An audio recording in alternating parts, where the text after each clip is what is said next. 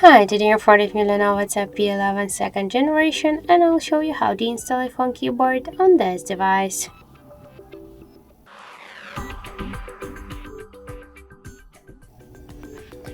So let's first open this Play Store application, and then in the search pool enter the green Apple keyboard.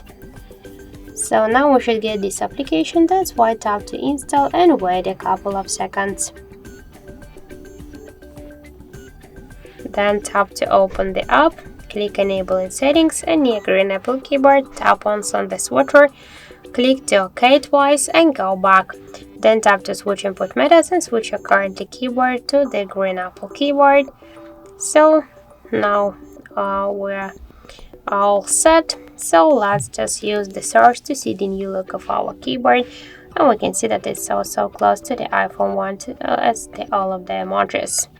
So that's it. Thank you for watching, and if you find this video helpful, don't forget to leave a like, comment, and to subscribe our channel.